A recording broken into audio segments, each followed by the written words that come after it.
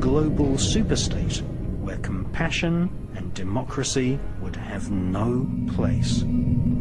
Since the 1700s, the Bavarian Illuminati has fragmented into an invisible global network of secret societies, which includes the infamous Skull and Bones fraternity at Yale University in the United States.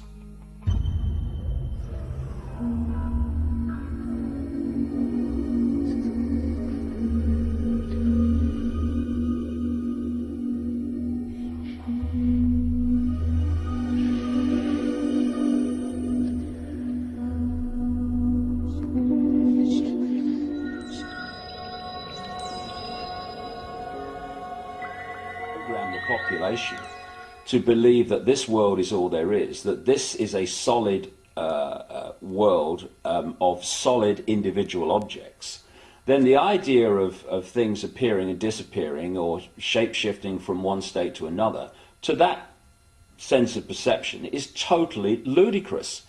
But once you introduce the suppressed knowledge, which is that this world is not solid, and what we're living in is basically symbolically a radio station, in terms of all the radio and television stations broadcasting to this place now are all existing in the space that I'm sitting in.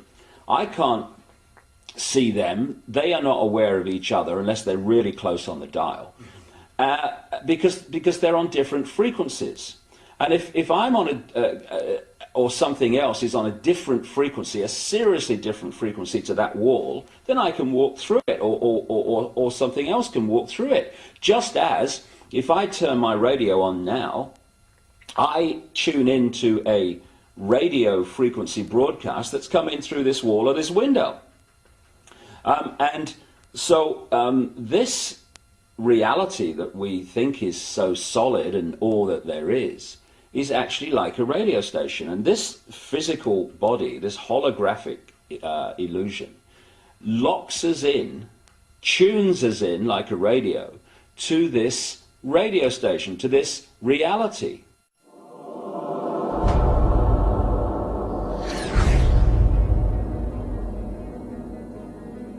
After 200 years of Kabbalistic magic and bloodthirsty crusades, wantonly murdering children, women, and engaging in ritualized sodomy, the French Knights Templar were rounded up, tortured, and executed. Many confessions told of the Knights Templar monks ritually sodomizing each other, invoking evil spirits, and implanting these spirits into animals such as cats. Various black magic artifacts were confiscated from castles owned by the Knights Templar, including silver caskets containing desiccated heads and skulls. The Knights Templar referred to these heads as Baphomets. They were placed at the center of a round table.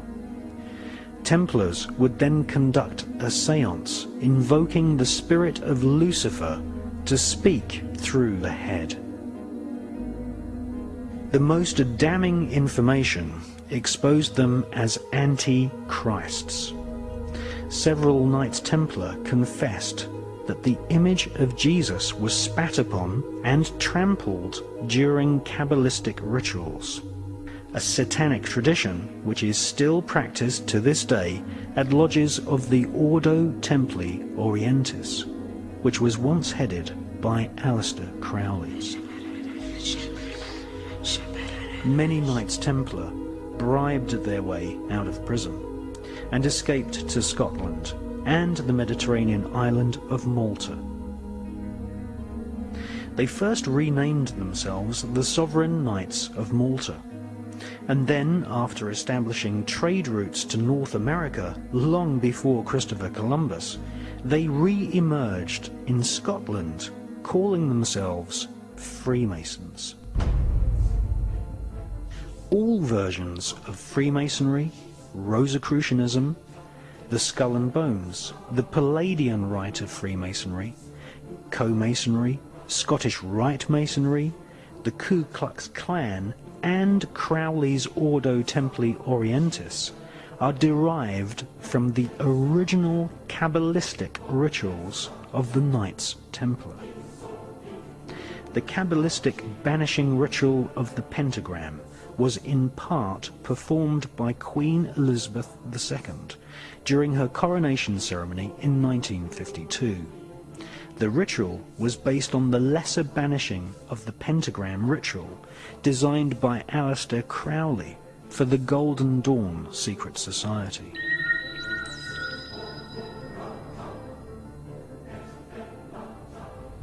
There comes now yet another ancient ceremony.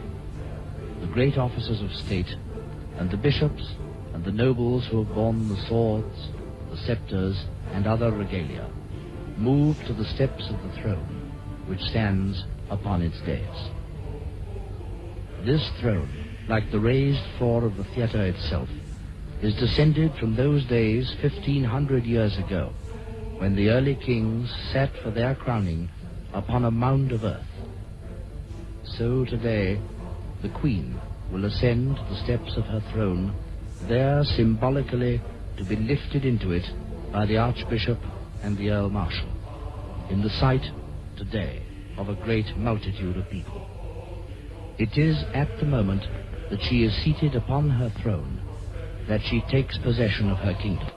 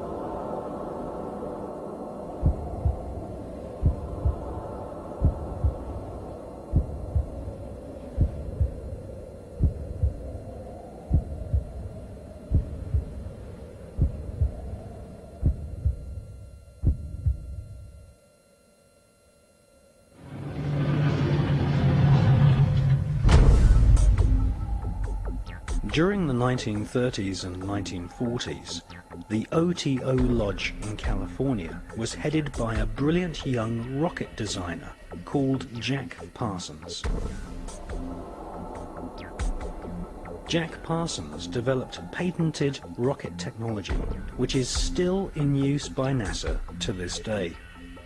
NASA named a crater on the dark side of the moon in honor of Jack Parsons.